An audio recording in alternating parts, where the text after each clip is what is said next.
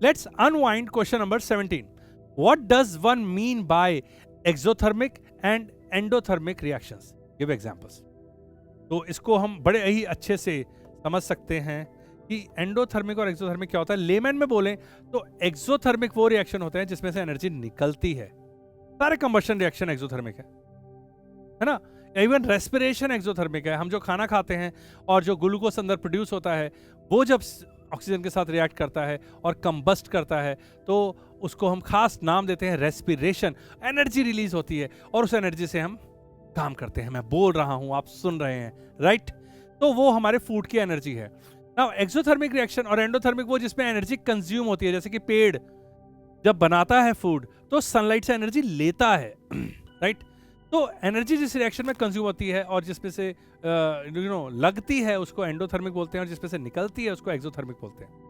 Now सोचने वाली बात यह है कि ये होता क्यों है, कोई भी रिएक्शन एक्सोथर्मिक कैसे हो सकता है। तो मैं आपको एक छोटी सी बात बताऊं, बहुत ज्यादा डिटेल में तो नहीं जाएंगे, लेकिन मैं आपको बात बताऊं कि जब बॉन्ड्स बनते हैं तो आपको ये सोचना चाहिए कि बनते ही क्यों हैं। वो बॉन्ड इसलिए बनते हैं क्योंकि जब दो एटम बॉन्ड बनाते हैं तो जो उनकी पहले एनर्जी थी उससे कम एनर्जी हो जाती है फाइनल स्टेज में। दैट मीन्स एनर्जी रिलीज करते हैं। अगर मैं इस पेन को छोड़ता हूं तो पेन नीचे जाता है क्योंकि यहां के मुकाबले नीचे पोटेंशियल एनर्जी इसमें कम होगी। तो एनर्जी रिलीज होती है जब बॉन्ड बनते हैं, लेकिन जब बॉन्ड तोड़ने पड़ते हैं तो एनर्जी देनी पड़ती है। और इसीलिए डीकॉम्पोजिशन रिएक्शन हीट से होता है, इलेक्ट्रिसिटी से होता है, सनलाइट से होता है, मतलब एनर्जी देनी पड़ती है तब वो चीजें टूटती हैं। तो जब भी कुछ फॉर्मेशन होती है तो एनर्जी निकलती है और जब तोड़नी पड़ती है तो एनर्जी देनी पड़ती है। और इस चार्ट में भी आप देख सकते हैं कि अगर आपने यहां से रिएक्टेंट से शुरू किया और एक्टिवेशन एनर्जी यहां तक गई और उसके बाद प्रोडक्ट में एनर्जी एक्टिवेशन जितनी शुरू की थी उससे भी नीचे चली गई, तो ये जो एनर्जी है वो रिलीज हो जाएगी। तो फाइनल प्रोडक्ट जो बना उसके अंदर जो टोटल सिस्टम में एनर्जी है वो कम है जहां से शुरू किया था। दिख रहा है ना, यहां से शुरू किया था यहां पे पहुंचा हुआ है। तो ये रिएक्शन क्या हो जाएगा आपका एक्सोथर्मिक। और यहां पे आपको देखने को मिल रहा है कि शुरुआत यहां से की थी और ये है प्रोडक्ट की एनर्जी, मतलब पहले से ज्यादा है, एनर्जी एब्जॉर्ब हुई है। तो ये किस टाइप का रिएक्शन है? एंडोथर्मिक। बट आपकी क्लास के हिसाब से बहुत सिंपल सी बात है, एनर्जी निकली तो एक्सोथर्मिक, एनर्जी कंज्यूम हुई तो endo, exo, boom, endo. Okay, let's do this. Okay, chemical reactions that releases energy in the form of, वो हीट हो सकती है, वो लाइट हो सकती है, या फिर इवन साउंड हो सकती है, are called exothermic reactions. Example, mixture of sodium and chlorine. तो सोडियम और क्लोरीन से क्या बनेगा? Sodium chloride, right? हम लिख लेते हैं sodium plus Cl2 gives NaCl plus some energy. तो इसको Cl2 है, ये हो गया, ये हो गया, चलो बैलेंस करने की जरूरत नहीं थी, लेकिन ठीक है।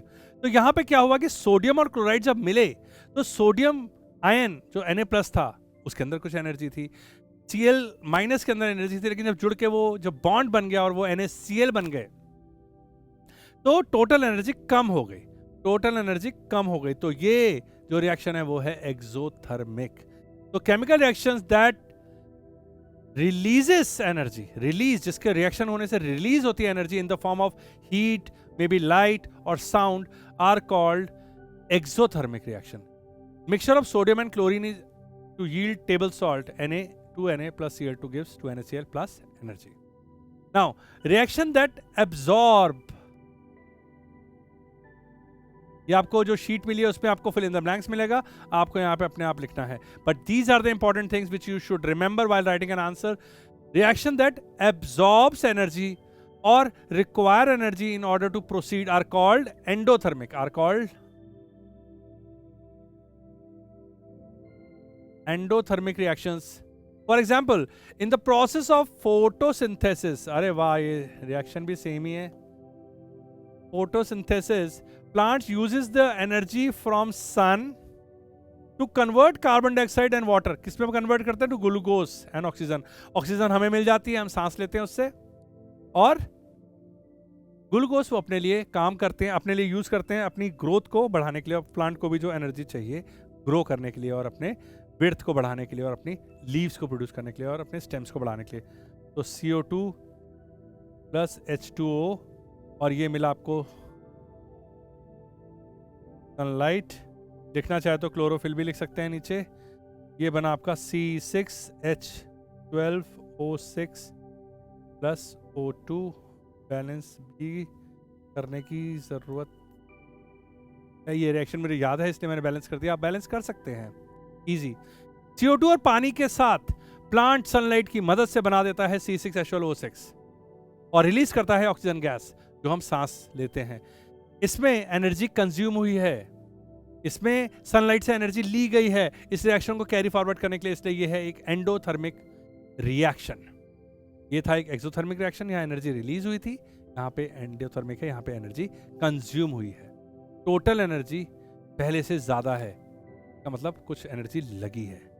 ठीक है, सारे कंबशन रिएक्शन एक्सोथर्मिक होते हैं. आप मीथेन गैस ले लीजिए, CH4 plus O2 जलाइए, CO2 plus H2O बनेगा, एक्सोथर्मिक है. ठीक है, तो जहां पे भी आग लगी है, जहां पे भी एक्सप्लोजन हो रहा है, वो सारे एक्सोथर्मिक रिएक्शन है, एनर्जी निकल रही है वहां पे, राइट.